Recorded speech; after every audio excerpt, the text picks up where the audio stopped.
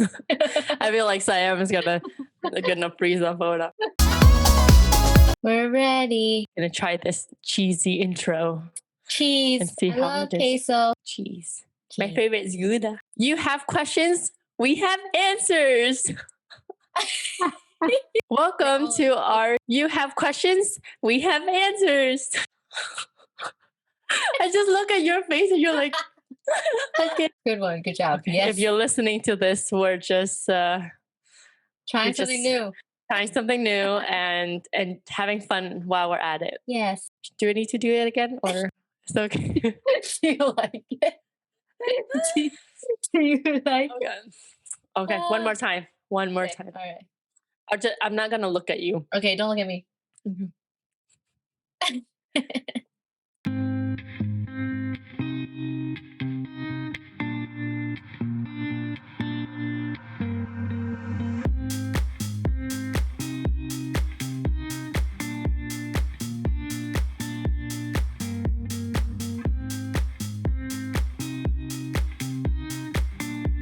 You have questions, we have answers. Welcome to our Q&A episode. I'm Lynn. And I'm Giselle. And this is our baby podcast, Sonographers in the City. We are almost a year into doing this podcast. So thank you so much for your support and for tuning in. Yes. Oh my goodness gracious. That was a beautiful intro. And I love being here with you. Hi, everyone. And welcome to another Q&A episode. Hope you guys are having a great day wherever you're listening, whenever you're listening. We are almost to that year episode, and I can't believe it. Yeah, it's our 49th. And I don't know, the timing just aligns that our 50th episode next week will be our 1 year. Also marks Ultrasound Awareness Month. Yes. So it's just perfect timing. It's definitely been a crazy year, a very adventurous year. I've seen Lynn grow. This podcast, we've seen it grow. And I've seen you grow. Everyone, we're all growing. So much can change in the whole entire year. But I'm definitely happy and excited for the future and what's to come. So thank you guys who are still continuing to listen. If you are someone who listened from the very beginning, or if you are somebody who is tuning in for the very first time today, thank you so much for listening. And we hope you guys enjoy our podcast. Yes, thank you. And should we get started? Yeah.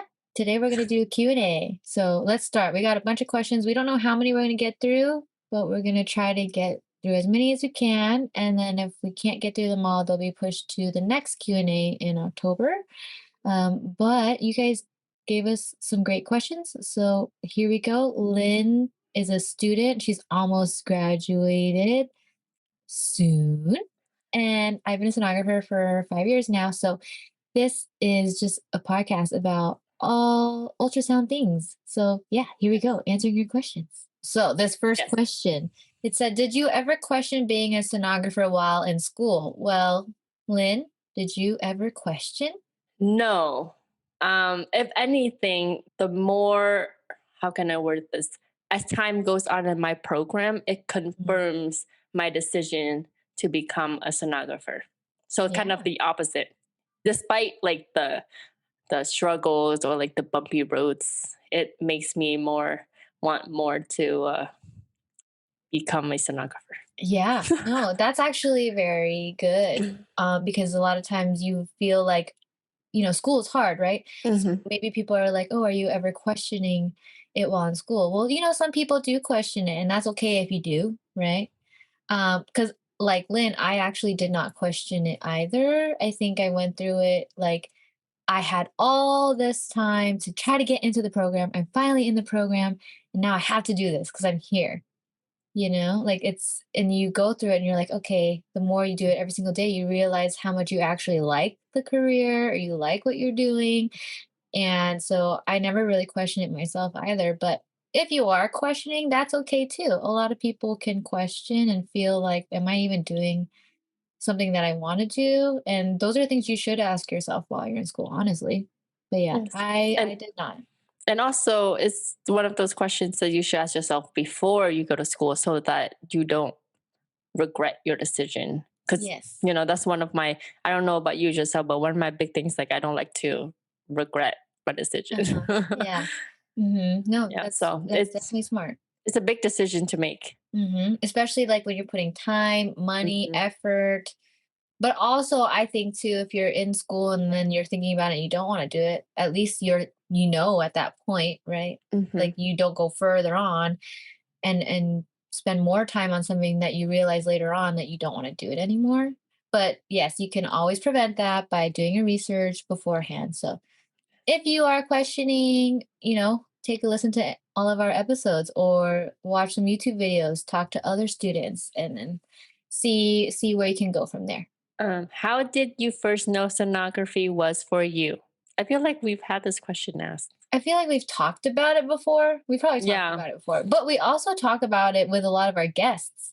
So if you Yes. guys do want to hear other guests and other sonographers, this question, Lynn actually asks all of them why sonography, how sonography, why, what, who, all of the questions. Yes.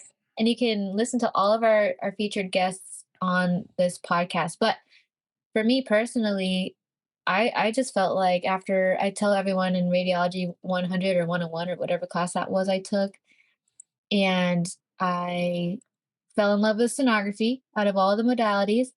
I went to lab after finishing the classes, and when I did venous ultrasound in lab, when I did the compressions and I took all the pictures and I kind of knew what I was doing, that's when I knew I had this like light bulb in my brain, like I can do this.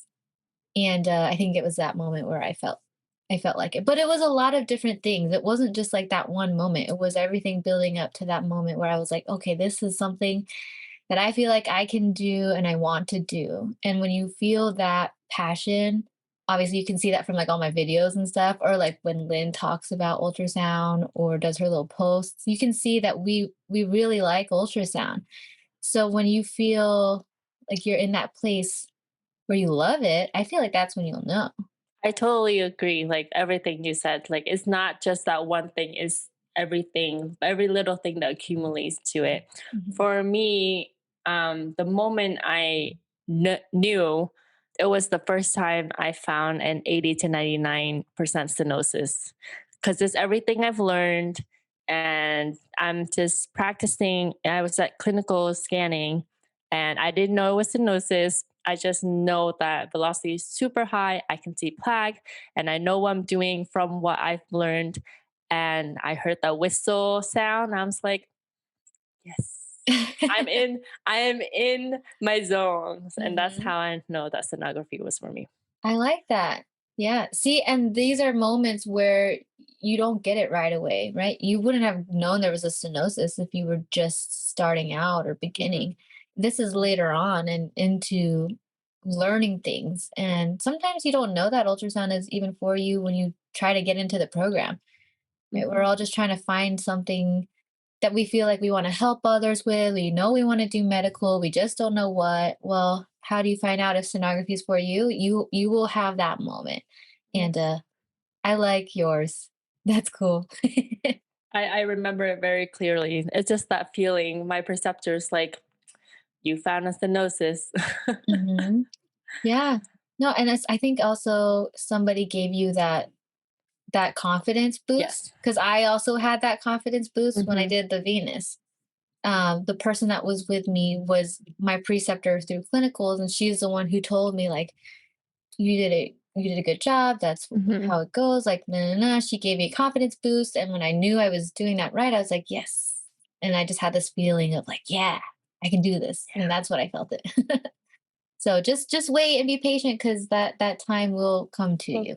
you. Hmm. Any good responses for when people try and tell you that AI will take over imaging? Well, I typically, this conversation, do people talk to you about that thinking like AI or robots might take over?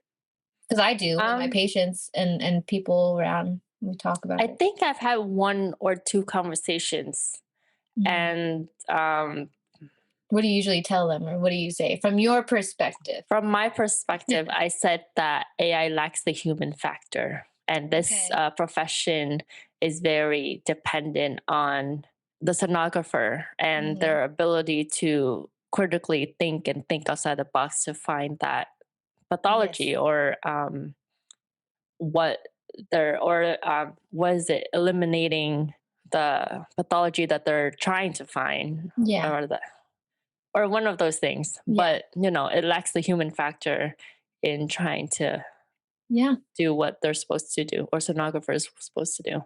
That's a good response.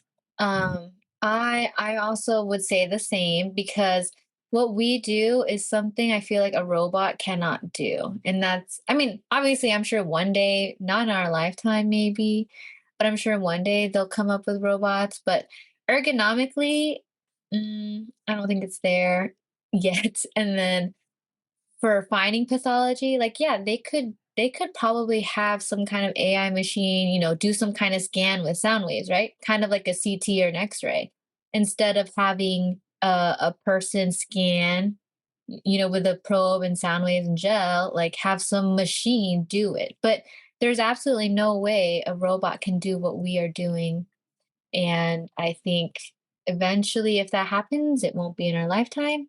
When people say that, honestly, the response is, a lot of times they're saying it because they don't know what we do. Hmm. So our response is we have to try to explain to them, but in a way where they'll understand like how we actually do our job. And that's why, the whole conversation goes back to ultrasound is really easy, anyone can do it. Or like the stereotypes of ultrasound that people just know, they don't know like the in depth of it. Yeah. So it makes sense if they're like, "Oh, robots," right? Because obviously you can have robots do anything nowadays, Hmm. I feel like. But this is just one career I feel like robots can't really do yet. Yes, So, but in our that's lifetime, I yeah. think. We'll be here to stay for a while. I don't know. Who knows? Maybe they'll advance the technology and we tomorrow, who knows? How do you address schools that prioritize speed in an exam over picture quality? My lab practicals or Mm, exams, we really? get timed. Okay, timed, yeah. Some instructors timed, some instructors are nicer and they help you during the exams. But I think it, I don't know, they stress about the time because that's like what you're supposed to do in Right. the real In real world. world. Hmm. But it also depends on where you are in your program. Like if it's your first time doing lab, then Yeah. they would talk about picture quality. But if it's your last quarter and you're about to graduate and finish, then Right. they would expect high quality, but also your speed should be, Yeah, improved. combined. Right. Yeah. Yeah. So, like we say all the time, is you learn over time, your skills get better with time. It takes time. Like it takes time. You're not going to know how to do a full abdomen complete exam in 30 minutes right away. I was still doing them for much longer when I was in clinicals. And, in an outpatient setting, you're expected to do it in less than 30 minutes. Versus in a hospital, you've got some more time to be able to be with that patient because they're an inpatient, they're not going anywhere. But outpatients, we're on scheduled times, right? So I feel like if the school is prioritizing speed over picture quality, how do I address that personally? It's, talking to them, seeing what it's like. Well, obviously, Lynn is right. If you're in the beginning, you're still learning. So if they really are prioritizing speed first in the beginning, like that's not the right way to do it. And unfortunately, there's not much we can do to change the way a school is created or made. You just have to really try your best and kind of work 10 times harder to try to get the speed and the quality.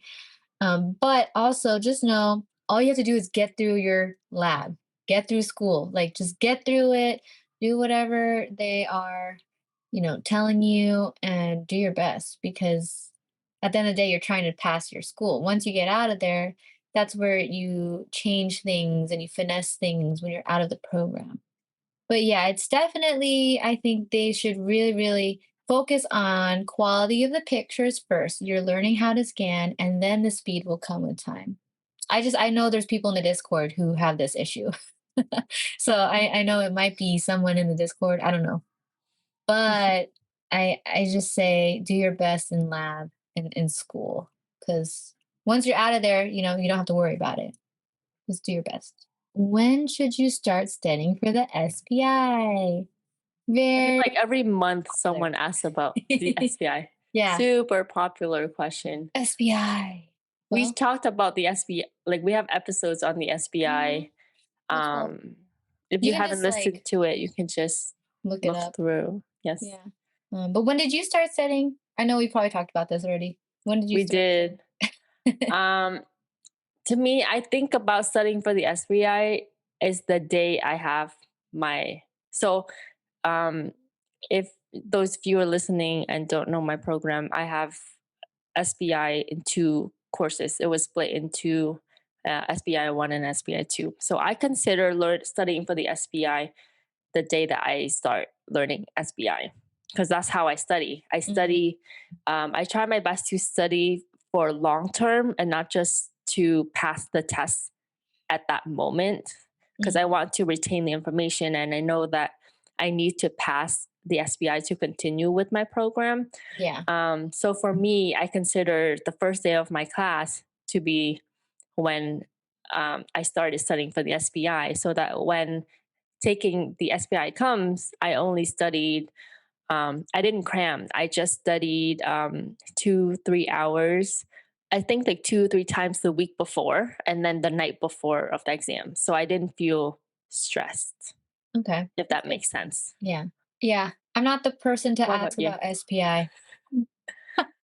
So if you guys don't know my story, it took me 3 tries to pass the SPI. So I can really tell you when you should start studying. Just study when you feel ready to. That's my Yes. opinion.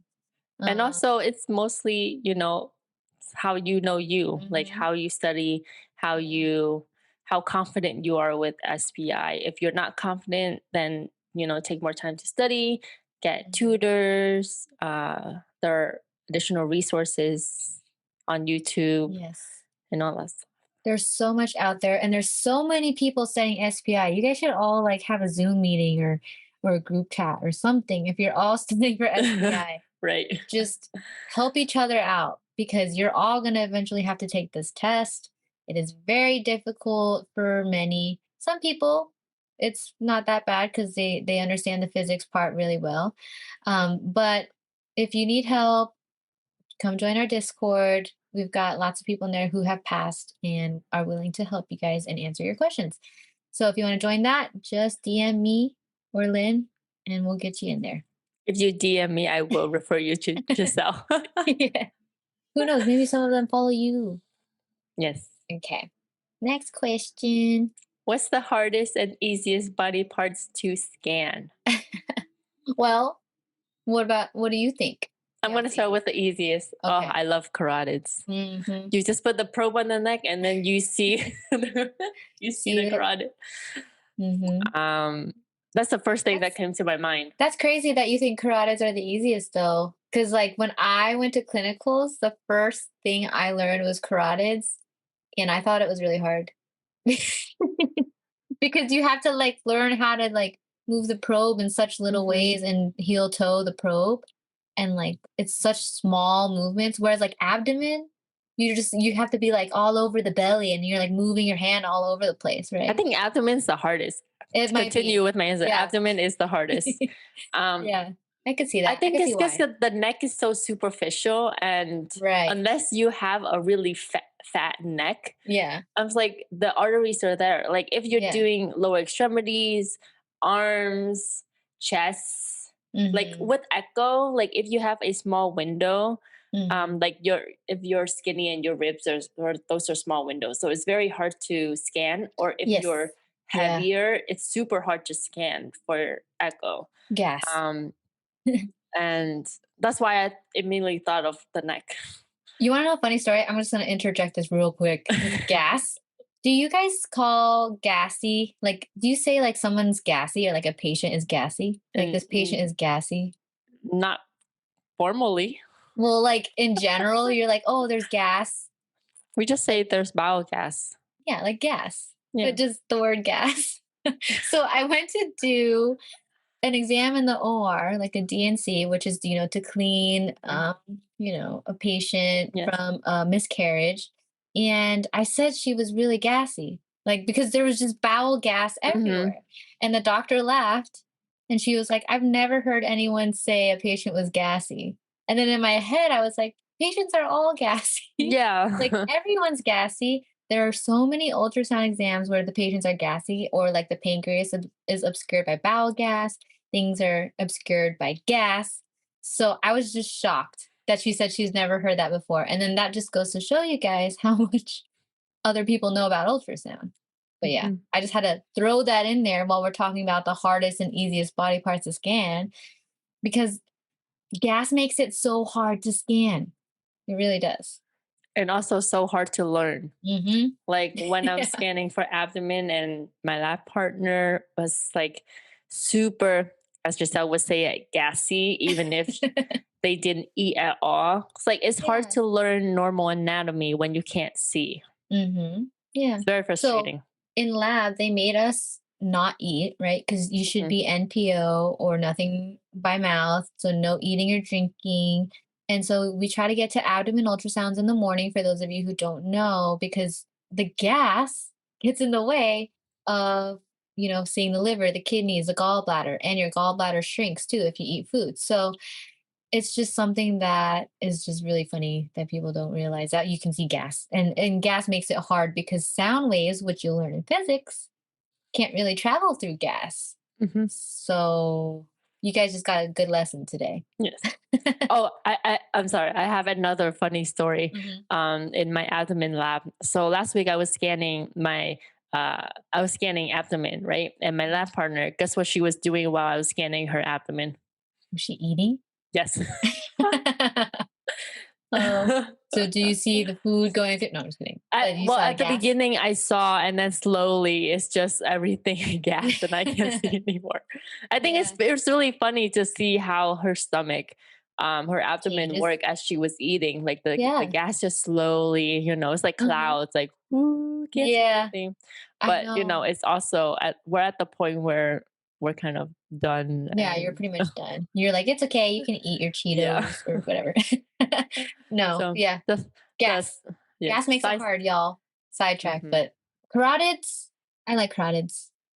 You're right though, because the closer they are to the surface, the easier it is to scan and see.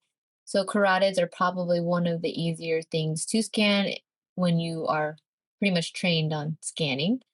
And hardest would probably, yeah, be abdomen. There's so much to scan in abdomen. Yes. So, oh, but also I think pelvics are really hard too. Don't forget about pelvics. Oh, ovaries. Oh my gosh. Yeah, those are hard trying too. trying to find those ovaries. Hmm. I was like, my eyes would be like cross-eyed. It was like, where is where? Where's the ovaries? Sometimes we like make them up because you're almost like, is that the ovary? And you might make it up, but it's gas or poop. And You it's can just make it right bigger. there. Yeah, just there. But we should do an episode on like how to tips and tricks and things on scanning. That'd be a good one.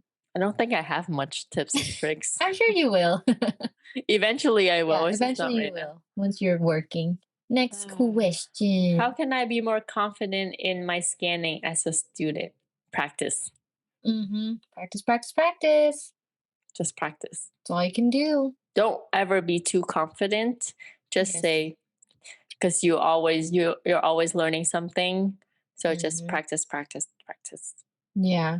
That's all you can do because confidence comes with time. And if you're a student on your first day, that's not a long time. So you're not going to have confidence. Even 30 days later, you're not going to have confidence. I would think it would take weeks, almost months.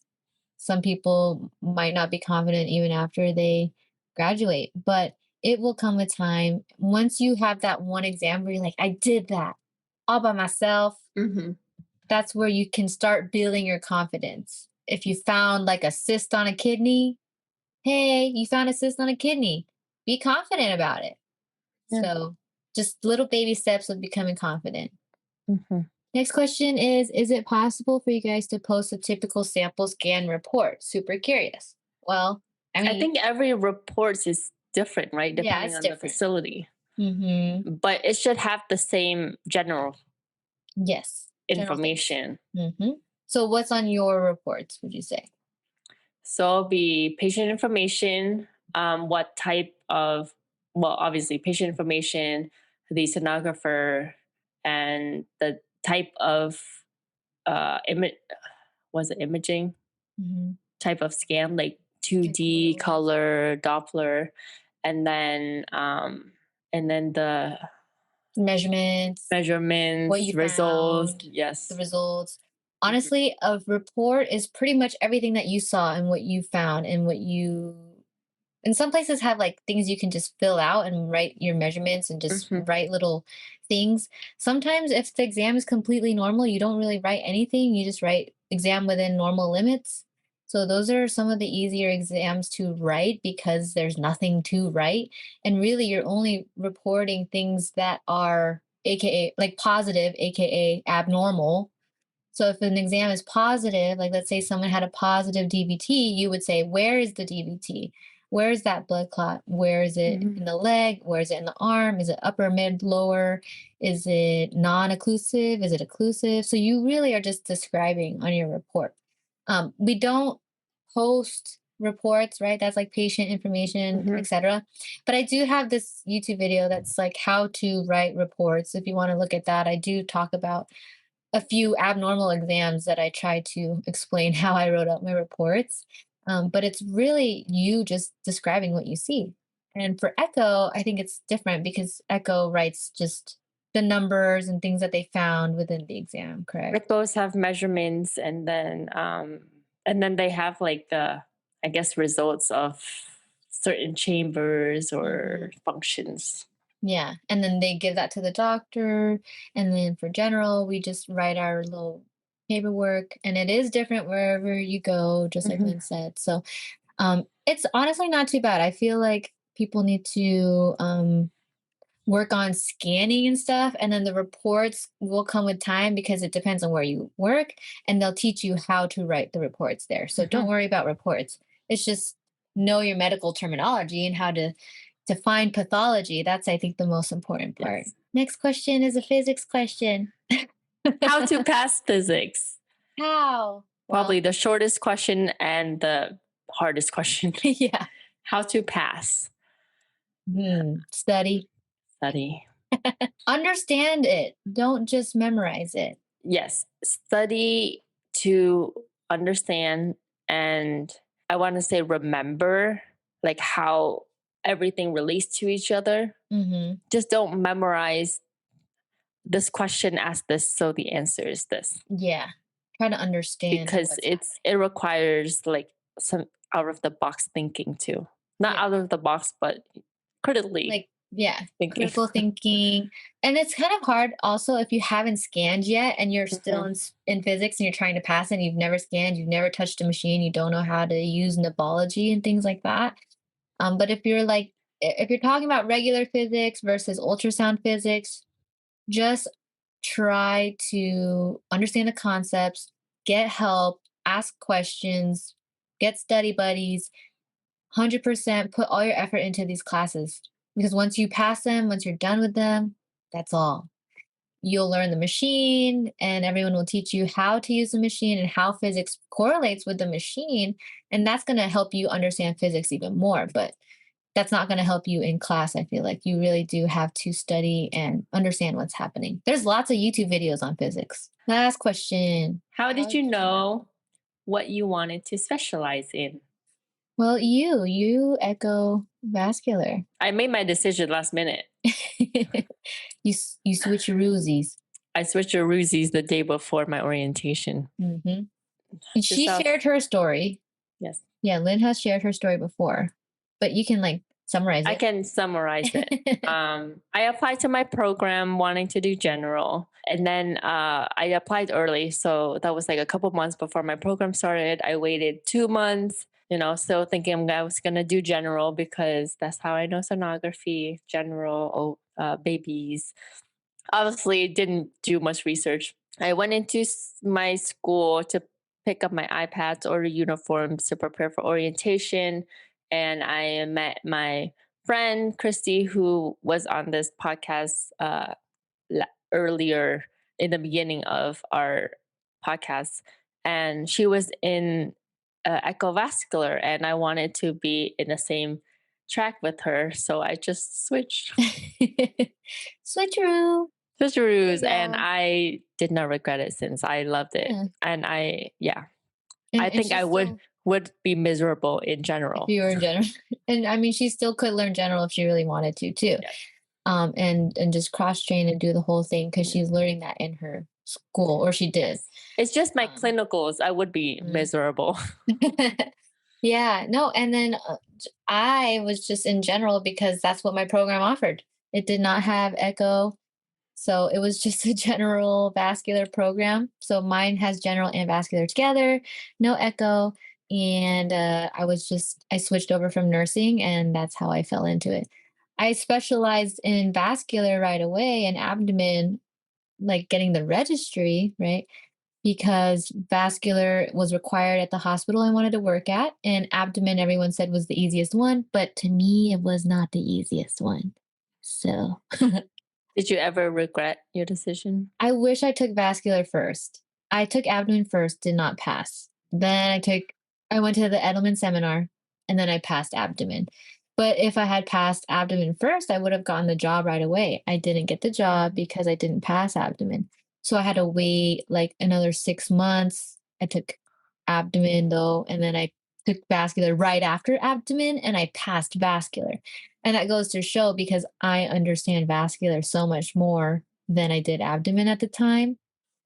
And I wish I took vascular first.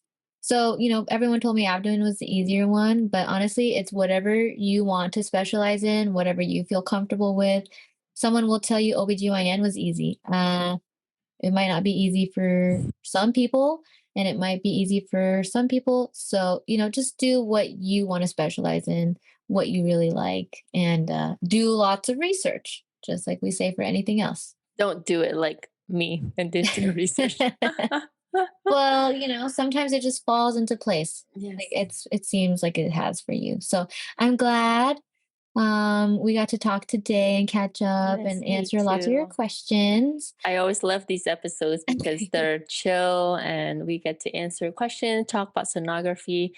Yep. Because we love talking about sonography. That's why we created this podcast. And it's And like this episode is just one way for us to connect with you guys. yeah, and I hope you guys love listening still, and obviously our we love reading your reviews. We're going to talk about them in the next episode. We thank you guys so much for being here. We love Yes. ultrasound. We love you guys, and we appreciate you guys. So we'll see you guys in the next episode. Yes, our 1 year milestone. I was Yeah. like anniversary. This 1 the year. anniversary Well, it technically is. milestone. Milestone, 50 episodes.